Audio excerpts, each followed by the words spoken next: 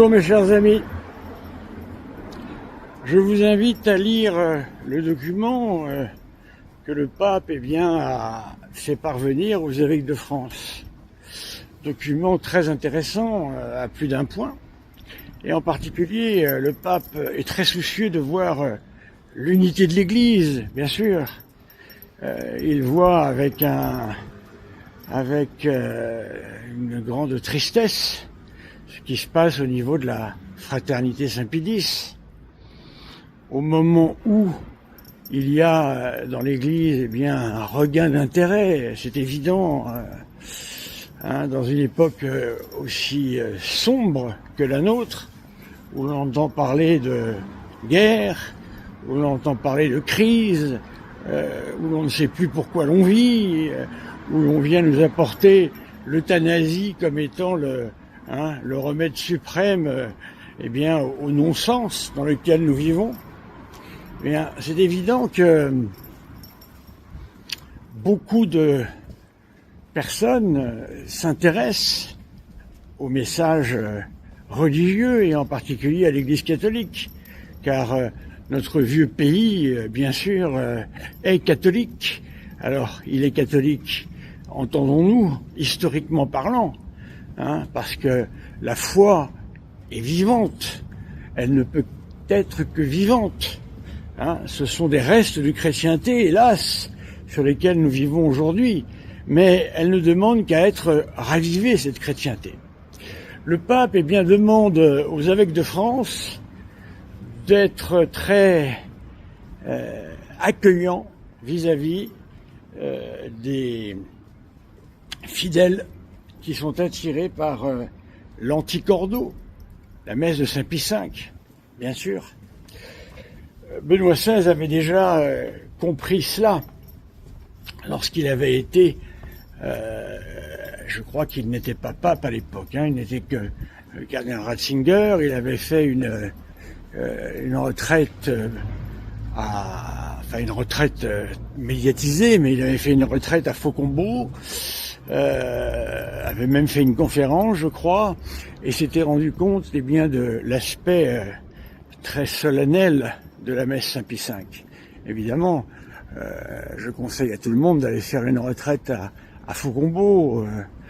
Vous pourrez y voir la messe dans toute sa splendeur, en quelque sorte, avec ses messes basses le matin assez tôt, où chaque moine vient dire sa messe basse. C'est vraiment un moment tout à fait particulier et qui montre un aspect très intéressant de cette messe. Donc le pape a compris évidemment l'urgence de s'occuper de ces fidèles qui sont attirés, à juste titre d'ailleurs, par la messe Saint-Pie V. Alors, même si cette question est fort importante, elle est malgré tout secondaire. Pourquoi ? Je m'en explique. Parce que, en fait, c'est par notre Seigneur qu'ils sont attirés. Et c'est à travers la messe de Saint-Pie V qu'ils trouvent l'image, la personne de notre Seigneur présente.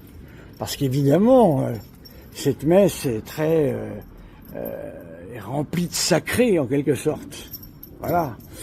Hélas, comme je l'ai déjà répété de très nombreuses fois, normalement, nous aurions dû passer de Saint-Pie V à Paul VI de manière douce et sans difficulté, mais, comme vous le savez, les saboteurs étaient là.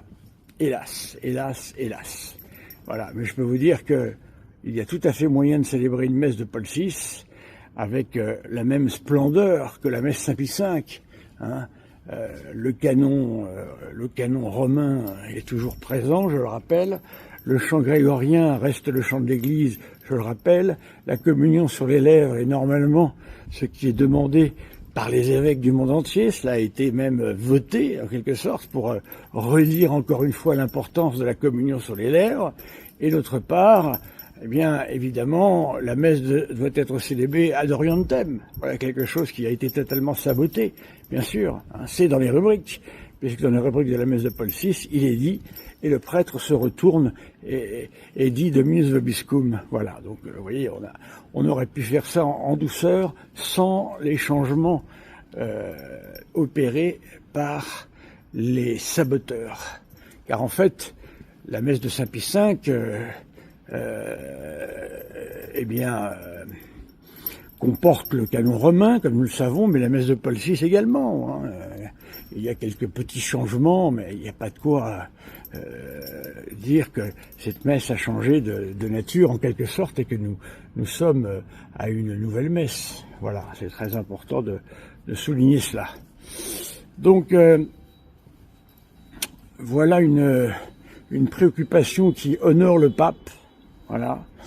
Et vous voyez que il faut aussi se tourner vers Rome et il faut aussi voir la sollicitation du Saint-Esprit, voilà, dans l'âme de notre pape qui vient nous demander ici, eh bien, de nous tourner légitimement vers ce qui attire autant de monde. Alors rendons grâce à Dieu pour tout cela.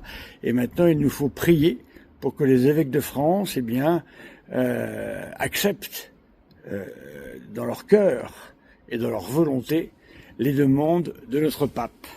Merci mes amis.